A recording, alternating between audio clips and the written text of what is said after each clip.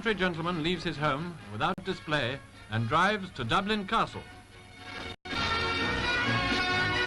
Here in St. Patrick's Hall, associated in Irish minds with the old English regime, Dr. Hyde becomes the President of the New Ireland.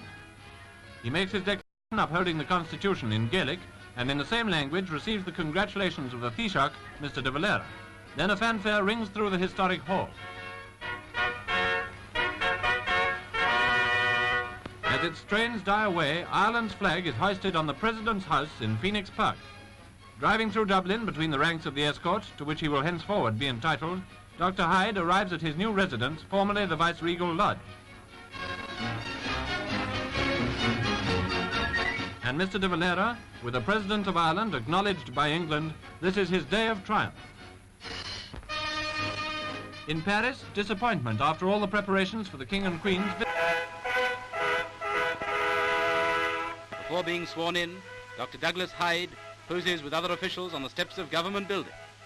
The ceremony takes place in the boardroom of the Department of Agriculture, and afterwards the new President goes to meet Mr. de Valera.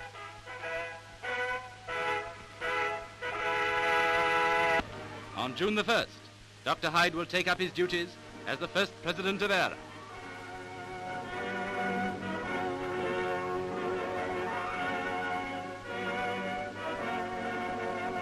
Mr. de Valera is on the left, and on the right is Mr. Sean T. Kelly, the Vice President.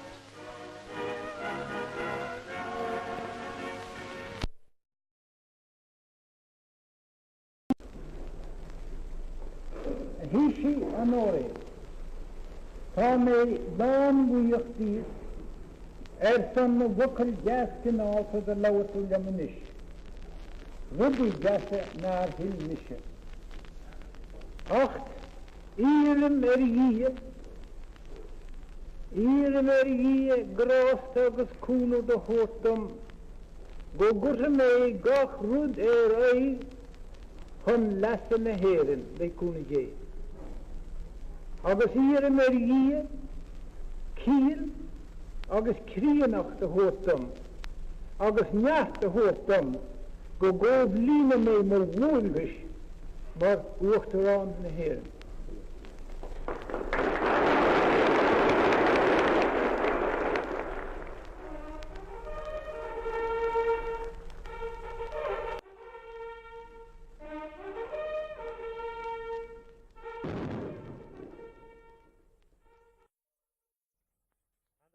Of the crowd are immense. I only wish you could hear them. Of course, we're up too high. And then a troop of cavalry follow those. Here they come.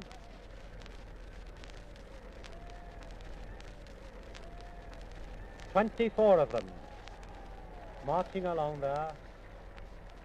And after that comes the President of Ireland. He's sitting with the Chief Justice in an open car, and he's surrounded by cavalry officers, and before him and before the Chief Justice sit two high officers of the army. That car is followed by a closed car. I'm up too high to see who is in that. And then Mr. Justice Conor Maguire, and I don't recognize the other judge, that's sitting in the third car. There are two more cars following. The parade has now stopped. They're standing in front of the General Post Office, and the President has taken off his hat, and silence prevails among the crowd. There's a tremendous crowd here today. They're lined 8 deep on each side of this half of O'Connell Street. O'Connell Street, of course, is a very, very wide street. They have lined up the center and on this side. A group of soldiers are now presenting arms. The soldiers line in single file from Abbey Street right up to Earl Street.